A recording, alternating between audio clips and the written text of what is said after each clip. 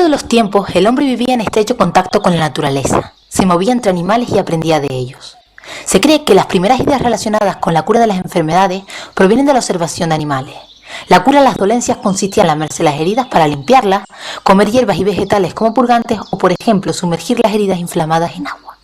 Poco a poco, el hombre se hizo consciente de que existían otros factores capaces de causar enfermedades. El hombre se adentró en la búsqueda de nuevas respuestas. Dada su estrecha relación con la naturaleza, atribuía a las diversas formas, piedras, árboles, ríos, montañas, cualidades animadas. Sin embargo, fue la incorporación de las creencias en espíritus buenos y malos lo que revolucionó el desarrollo de prácticas relacionadas con los tratamientos y remedios. Todos estos conocimientos mágicos se fueron acumulando y se convirtieron en un complicado entramado, lo que provocó que determinados individuos fueran elegidos para ostentar el cargo de curandero o hechicero. A medida que se iba desarrollando la casta de curanderos, se le fue uniendo una clase de practicantes, por lo general mujeres de la tribu, que se encargaban de aplicar los tratamientos, comprobar las cualidades de los medicamentos, además aprendían a tratar las heridas y a bajar las fiebres. Estas mujeres, descubridoras de las hierbas medicinales, podrían considerarse los primeros médicos empíricos. En esta época, el diagnóstico de las enfermedades se basaba en la anamnesis. El hechicero o curandero interrogaba a la persona enferma para descubrir a través del diálogo cuál era el motivo de su enfermedad. Observación del cuerpo del enfermo para buscar alguna manifestación de enfermedad. Y adivinación. Por ejemplo, el vuelo de un ave, el estado de las vísceras de un animal o los nacimientos anormales podían ser el vaticinio de un mal pronóstico. Mientras que los tratamientos consistían en el uso de métodos empíricos, como la farmacopea. Elaboraban infusiones, cataplasmas o instilaciones a partir de determinadas plantas. La cirugía, hacían trepanaciones, abrían accesos o cerraban heridas. Y la fisioterapia, utilizaban masajes, calor y lavados con el fin de purificar el cuerpo y liberarlos de los malos espíritus.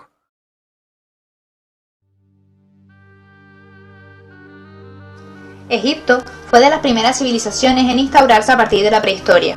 Se conoce mucho más de Egipto que de cualquier otra cultura antigua, y esto se debe a sus grandiosos monumentos y a sus documentos que han sobrevivido al paso del tiempo. Los papiros son los documentos que mayor información nos han proporcionado de la cultura egipcia. El papiro de Ebers constituye el libro completo de medicina más antiguo del mundo. Este manuscrito describe muchas de las enfermedades conocidas por la ciencia en nuestros tiempos y describe con detalle cada uno de sus síntomas. Además incluye citas de más de 700 sustancias del reino animal, mineral y vegetal que utilizaban como medicamentos. Como profesionales de la salud podríamos encontrarnos con el sacerdote mago y el sacerdote médico. A partir de esta estructura surgió el primer médico conocido de la historia, conocido como Imhotep, sacerdote médico más grande de todo Egipto. Su labor fue destacada por su gran sabiduría y erudición en los campos de la salud, la magia y la religión. Para ellos era muy importante la cuestión de la higiene. Por ello poseían un cuerpo de inspectores sanitarios u oficiales de la salud que se encargaban de inspeccionar y controlar la sanidad en todos sus aspectos. En cuanto a la posición de la mujer en el antiguo Egipto, se podía decir que tenía un puesto más alto que en el de otros países orientales. Es muy probable que los cuidados de enfermería fueran responsabilidad de ellas, así como el campo de la obstetricia que únicamente realizaban las parteras.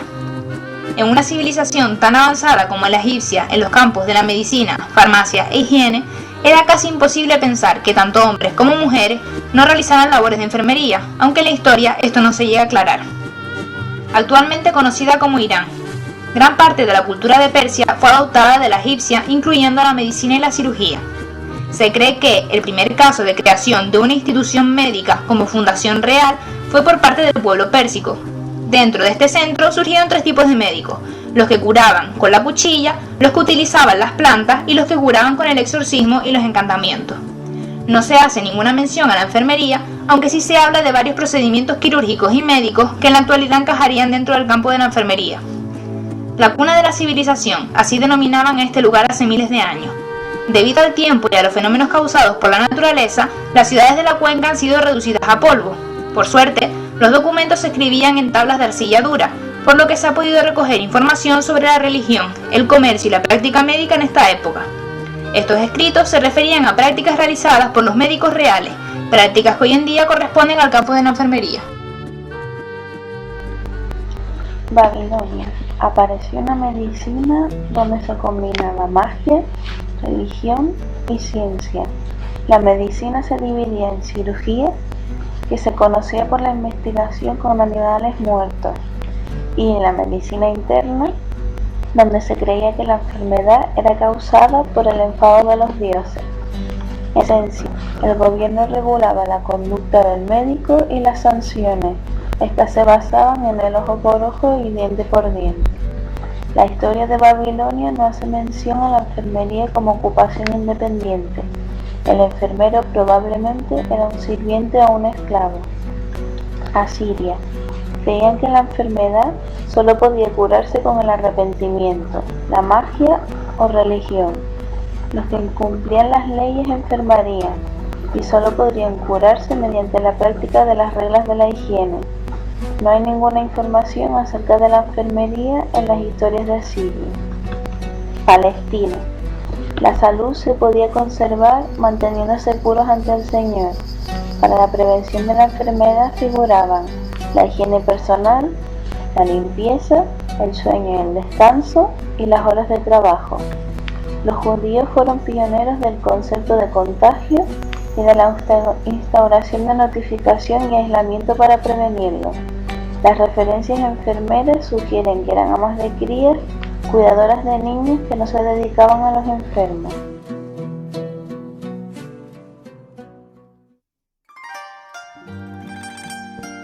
Para la cultura china, una vez más, la enfermedad es un castigo de los dioses.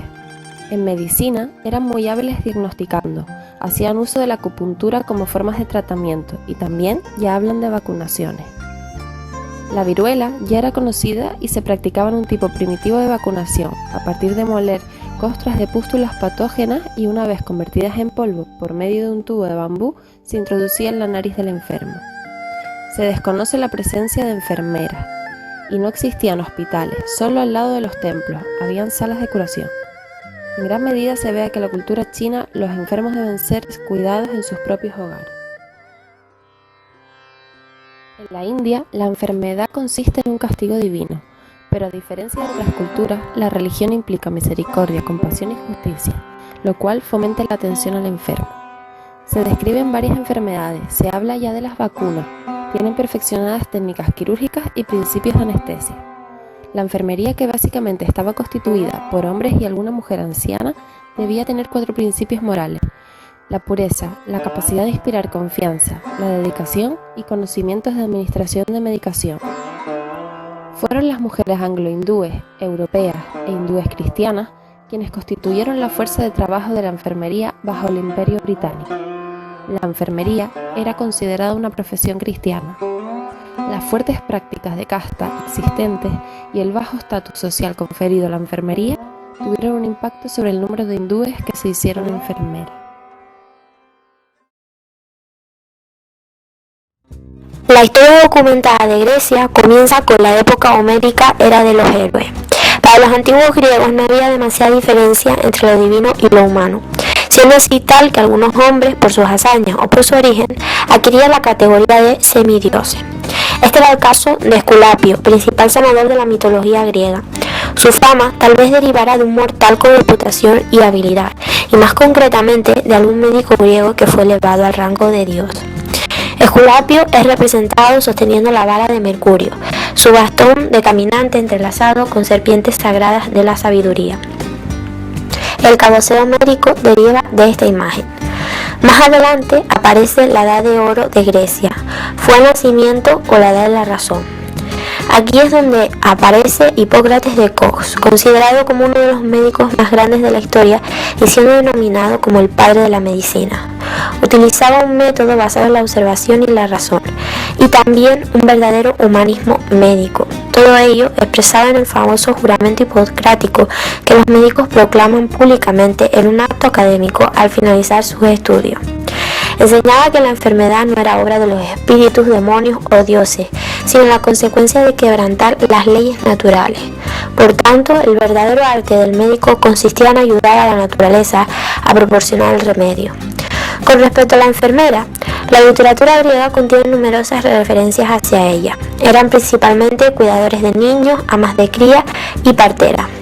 En los relatos históricos existen discrepancias acerca de quién realizaba las demás funciones de enfermería, ya que las actividades de la mujer griega se limitaban al hogar, a menos que fueran sacerdotisas, esclavas o prostitutas.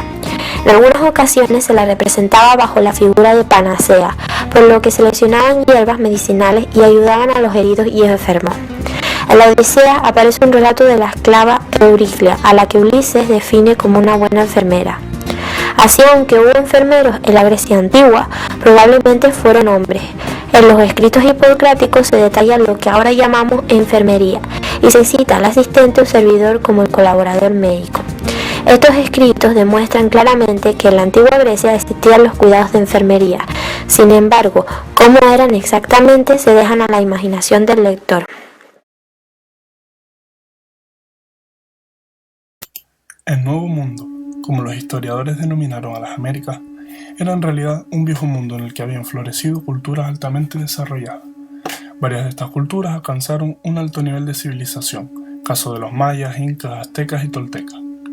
En estas tribus se combinaban con frecuencia la religión, la magia, la medicina, la enfermería. Estas actividades corrían a cargo de un individuo que estaba apartado del resto de la tribu, los curanderos. La salud era simplemente una cuestión de equilibrio entre el hombre, naturaleza y lo sobrenatural. En algunas tribus, los sacrificios humanos se integraban en las ceremonias religiosas, entre otras. El ritual mágico consistía en la transferencia de la enfermedad a un animal. Se utilizaban los baños o chozas de sudor para purificar el cuerpo y mantener la salud. Para tal fin, se recurría a diversos métodos. Se derramaba agua sobre piedras al rojo, se utilizaban sustancias aromáticas y a veces se azotaba el cuerpo con manos de ramas para estimular la circulación y acelerar el proceso de sudoración.